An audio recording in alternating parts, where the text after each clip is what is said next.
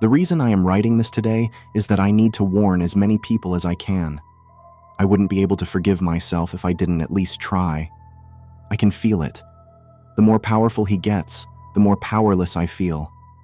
I won't be able to stop him, but maybe I can slow him down. My name is Mike. I am 24, and the thing that happened to me defies the laws of physics. I have tried to rationalize, to tell myself I was just going crazy, but I cannot bury my head in the sand forever. Let me tell you how it all started. When I was in elementary school, I had a group of friends with whom I spent all my time. We were all close, except maybe for Boris. We liked him, but he was annoying. The only thing he would talk about was that old cartoon that his mother brought him from a garage sale. We listened to him the first few times and rapidly got bored after that. The cartoon sounded weird, and to be honest, we were more interested in exchanging Pokemon cards and playing marbles. A few weeks into his obsession for the cartoon, Boris came to school looking extremely pale. We asked him if he was sick, but he just sat there in silence, with a weird grin on his face, looking around the room, his eyes wide open. The class began, and we were all focused on some calculus when Boris started to whistle. The teacher asked him to stop immediately, but he just wouldn't stop. After a few minutes, the teacher lost patience and grabbed Boris's hand to take him to the principal's office. Of course, the classroom filled with laughter and chatter as soon as the teacher left with him. But I was genuinely scared for my friend, and I kept staring at his desk. That's when I noticed it. On his chair, there was a VHS tape. I stood up and went to grab it. I was very curious. The tape seemed in good condition, and on the side, I read, "The Whistleguy." I bet it was that cartoon that he kept talking about. I only remembered a vague description of it. It was about a character with a large balloon head and a top hat who went about his day whistling and holding an axe. Like I said, nothing to be excited about.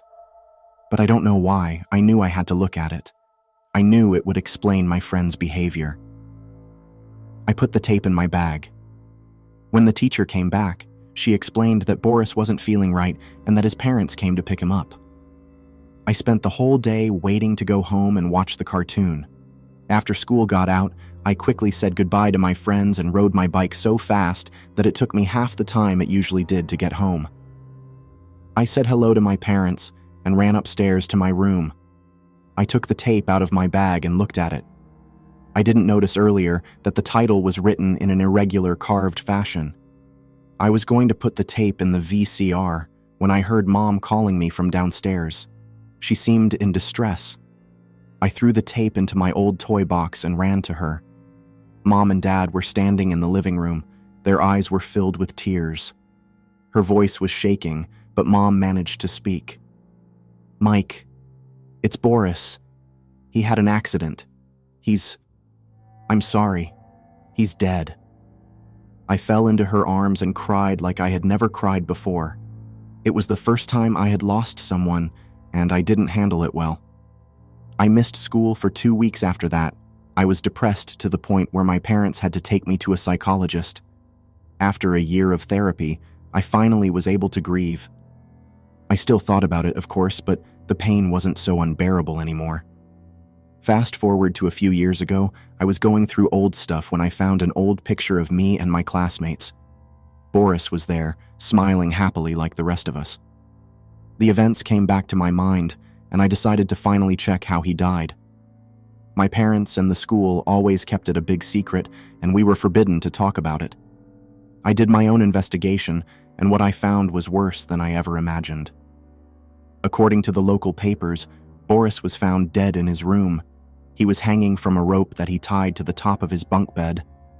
But that was not even the most disturbing part. It was written that his eyes were wide open and that he had a terrifying, wide grin on his face. I decided to leave it all alone. That was too disturbing, and I didn't want to spend another year going through therapy. Time went by, and I kept pushing the memory away. It was getting easier and easier as I had lost all contact with my childhood friends and my parents had moved from our little town. I now lived with my girlfriend, and a few days ago, we decided to have a garage sale. While going through the cellar, I found a box with all my childhood stuff. I didn't even remember when I brought all of that to my house. It was full of pictures, toys, my action man. But what caught my attention was an old VHS tape. It was at the bottom of the box. Strangely, the tape seemed in a good condition, as if the years going by didn't affect it. It was also the only thing in the box that didn't have dust on it. What went through my mind gave me the chills. I could see flashes of Boris, hanging from the cord, swinging left and right as he looked deep into my eyes, smiling. And all of a sudden, his face moved, and he started to whistle. The sick noise was coupled with the sound of the rope against the wooden bunk bed. I shook my head to clear those terrible images from my mind. It had been years since I thought about the tape. My therapist did such a good job that it was as if he never existed. But now, I wanted to see it and finally lift the mystery from it. I knew I had a VCR somewhere, so I looked for it for a good hour and finally found it. I heard my girlfriend calling me for dinner, and I left all my findings on the floor. I was going to wait until she fell asleep to go back and watch the cartoon. I didn't want her to be disturbed by the story.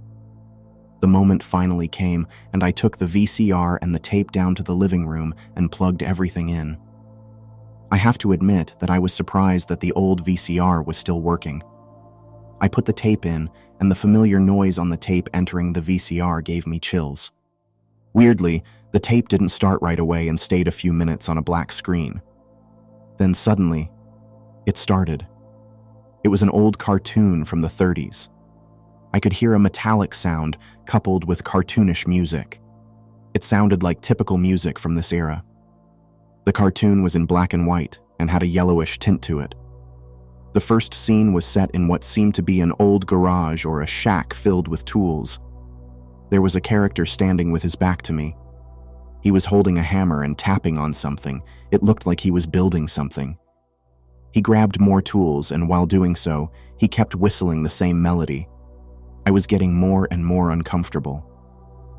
That sound terrified me. I knew I had it somewhere. The character turned slowly, and what he was building finally came into sight. It was a hatchet that he was waving with pride. The character was strange. He had a huge balloon-looking head. He was wearing a tie tied so tight that anyone else would have suffocated from. His eyes were really dark, and his top hat was tiny. It was him, the Whistleguy. He started to walk toward the house in a typical 30s animation style, his eyes sparkling with excitation. In the garden, there was a tree that seemed way too big for him to go by.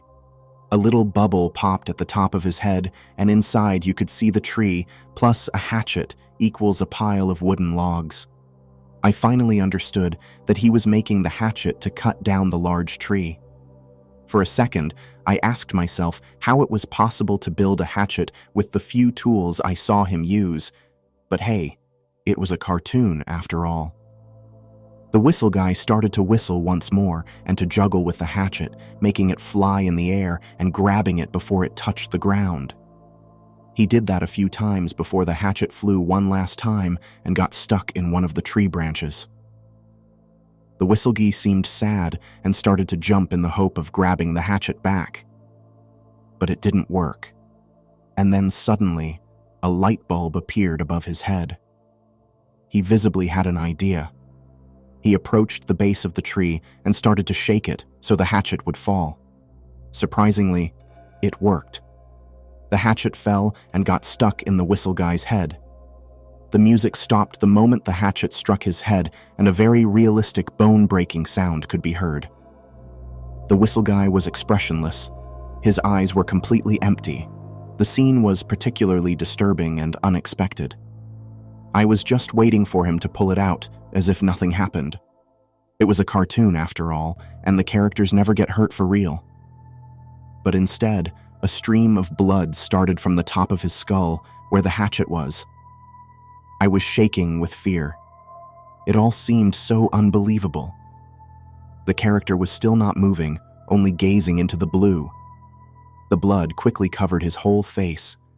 Then he started to smile. The large grin on his face made him even more terrifying than he was already. After a few seconds, he finally moved. He grabbed the hatchet with his hand and yanked it out. The sound it made was horrible. The music started again as soon as the hatchet was out. But the music was different. It was dark and scary. The Whistleguy didn't seem to care about the tree anymore and was staring at the hatchet he was holding. The hatchet was covered in blood. The more he stared at it, the wider his grin became. He started to walk, and more blood started to pour from the top of his head. His smile and his eyes were terrifying. A little whirlwind had appeared in his eyes and was whirling faster and faster, and the blood on his teeth made it nearly unbearable to look at. Again, he started to whistle the same melody. Not far from him, I could now see another character. He seemed a little off. He came toward the Whistleguy smiling. The Whistleguy just lifted the hand with the hatchet above his head and struck the other character on the shoulder. The other character started to scream in a macabre way. But the Whistleguy didn't flinch and continued to strike his body again and again until only a pile of flesh and bone was left. He left the other character on the floor and started to walk again. Another character, a woman this time, came across the Whistleguy, and as soon as she saw the pile of flesh, she started to run in the other direction. The Whistleguy didn't try to chase after her. He simply threw his hatchet with all his strength, and it struck the lady in the back. She fell, screaming for someone to help, but it was in vain. The Whistleguy grabbed his hatchet back and then struck the lady multiple times, just as he did the previous character. The Whistleguy went on for minutes, killing everyone he came across. When he was not whistling, that disturbing grin was on his face. He looked completely deranged. And then he suddenly stopped. All I could see was his back. He was completely still. Slowly, he started to turn his head toward the screen, and with every inch, a terrible bone-cracking sound could be heard, as if he was breaking his neck in the process. Little by little, his face became more visible. It was as if he was staring right through me, the little whirlwinds in his eyes turning at incredible speed. He was smiling at me too. Then he put his finger on his lips, still looking straight at me, and said, "Hush, ha, ha, ha." After that, everything went black. No more sound, no more images. The video was over. The tape came out of the VCR by itself. I just sat there for 10 long minutes. I didn't know what to do. I was petrified and in total disbelief. What just happened? It felt like the Whistleguy could see me behind the screen and that what he just gave me was a warning. I couldn't think straight. But I was tired, so I took the tape and hid it in the cupboard that was nearby. Then I lay on the couch and fell asleep instantly. During my short sleep, I had weird nightmares. I could see him, the Whistleguy, watching me sleep. In the nightmare, I couldn't move. It was like sleep paralysis. His body was hunched over me, his head above mine, the same grin he had in the video still on his face. His hatchet was also back in his skull, and drops of blood were falling on me. He was so close, I could see my reflection in his eyes. He then grabbed the handle of the hatchet and started to take it out very slowly. The sound it made gave me goosebumps, but I still couldn't move. I was now covered in his blood. Then, when he finally took it out, he lifted it above his head. And at the moment I should have received the fatal stroke, he smiled wider and put his finger on his lips and said, "Sh-ha-ha-ha." I woke up panting and sweating, and my heart raced in my chest. I sat down on the couch, wondering if all of it was true. But there was no blood around me, no Whistleguy. I was alone, and it was still dark outside. I checked my watch, and it was only 6 a.m. I looked at the VCR and remembered I hid the tape in the cupboard. I grabbed it and went upstairs and threw it in the attic. I've never been back up there since.